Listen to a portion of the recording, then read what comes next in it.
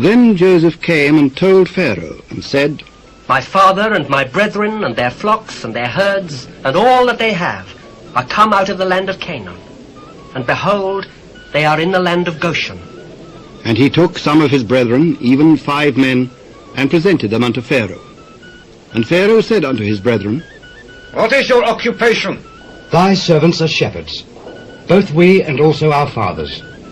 For to sojourn in the land are we come. For thy servants have no pasture for their flocks, for the famine is sore in the land of Canaan.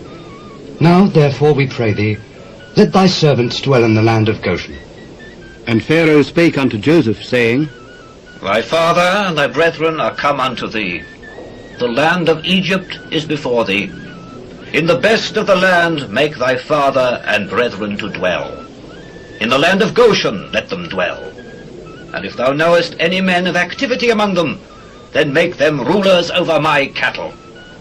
And Joseph brought in Jacob his father, and set him before Pharaoh. And Jacob blessed Pharaoh. And Pharaoh said unto Jacob, How old art thou? The days of the years of my pilgrimage are 130 years. Few and evil have the days of the years of my life been, and not attained unto the days of the years of the life of my fathers in the days of their pilgrimage. And Jacob blessed Pharaoh, and went out from before Pharaoh. And Joseph placed his father and his brethren, and gave them a possession in the land of Egypt, in the best of the land, in the land of Ramesses, as Pharaoh had commanded. And Joseph nourished his father and his brethren, and all his father's household, with bread according to their families. And there was no bread in all the land, for the famine was very sore, so that the land of Egypt and all the land of Canaan fainted by reason of the famine.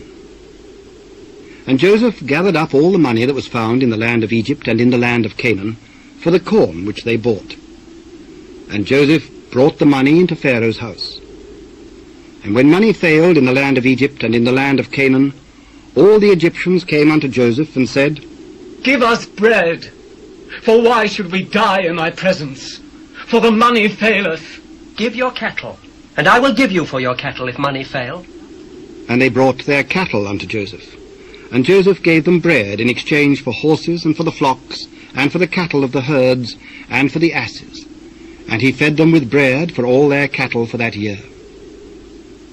When that year was ended, they came unto him the 2nd year, and said unto him, We will not hide it from my lord, how that our money is spent.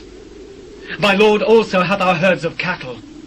There is not aught left in the sight of my lord but our bodies and our lands.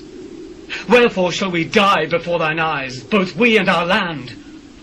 Buy us and our land for bread, and we and our land will be servants unto Pharaoh.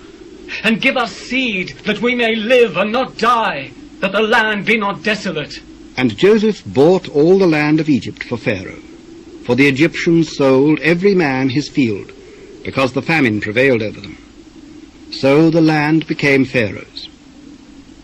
And as for the people, he removed them to cities from one end of the borders of Egypt even to the other end thereof.